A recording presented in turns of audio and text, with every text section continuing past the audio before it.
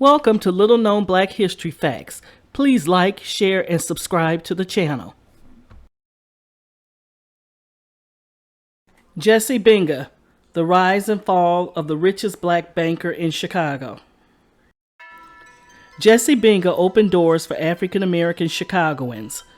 Outside of politics and policy, few figures in the Bronzeville neighborhood of Chicago loomed as large as Jesse Binga.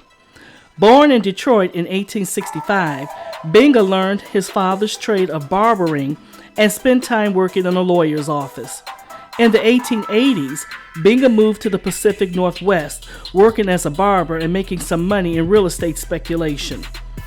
Arriving in Chicago in 1893, Binga began buying up rundown buildings, fixing them up, and renting them to black tenants. Binga would repair, renovate, and maintain them himself. He was able to rent out his properties at a premium due to the influx of African Americans from the South.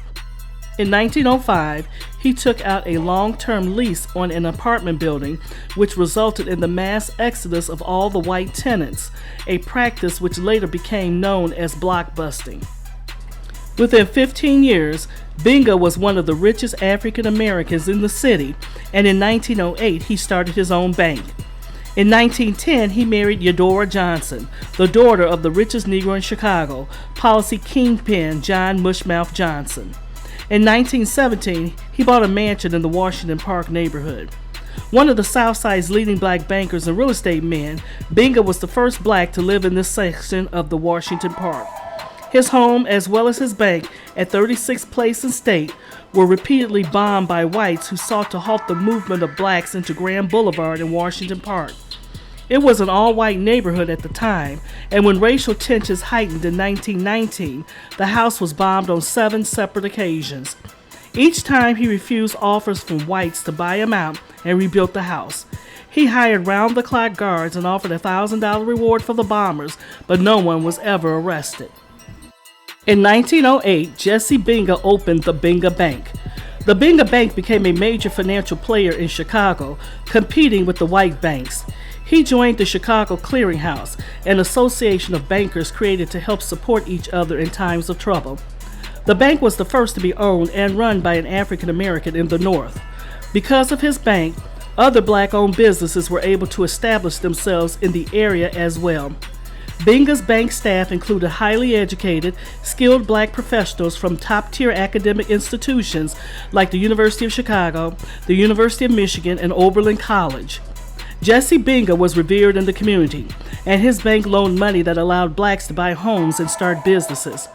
As a landlord, he provided places for tens of thousands to live. He wrote a column for the Chicago Defender and published a booklet of his sayings and thoughts on how to be successful. Binga also established the Associated Business Club, where black entrepreneurs could network and listen to lectures from high-profile business owners in Chicago of all races. His ongoing philanthropic interests included donations to the Young Women's Christian Association, as well as a number of historical black colleges, including Fisk, Howard, and Atlanta University. In 1929, at the high point of his successful rise, Binga, now in his 60s, began seeking funding for a second bank, this one with a federal charter. He purchased additional property in the area of his current bank and sold shares in the new banking enterprise to investors. Binga was able to get a state charter for a second bank and opened the Binga State Bank in 1921. To accommodate his growing fortune, Binga purchased more property at that location and had an even grander structure erected. Known as the Binga Arcade, this 5-story state-of-the-art office building housed the entire Binga empire as well as other black-owned businesses. Binga owned a block of real estate that was known as the Binga Block. It consisted of a group of storefront apartments located west of State Street between 47th and 48th Streets. In this strip of property was a milliner shop, a barber shop, a drugstore, photo studio, fish market, beauty salon, florist, music store, a novelty shop, and a tailor shop. In the ensuing years, and with his meteoric rise in standing among black Chicagoans, Binga emerged as a leading symbol of black capitalism and economic hope.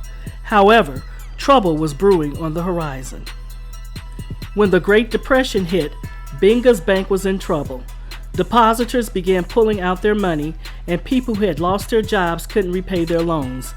Binga tried to keep it afloat with his own money, but that soon ran out. He appealed to the Chicago Clearinghouse, but they refused to help.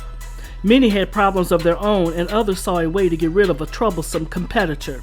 In 1930, regulators closed the Binga Bank, one of hundreds of Illinois banks to collapse in the Depression. Binga's problems weren't over, though. Auditors found sloppy accounting and accused Binga of embezzlement, even though he had lost all his money trying to save the bank. After the first trial ended in a mistrial, a second prosecution convicted Binga, and he was sentenced to 1 to 10 years in Joliet. In 1935, at age 70, he entered the prison to begin his sentence, but in 1936, Clarence Darrow, the famed attorney, appeared on his behalf before the parole board.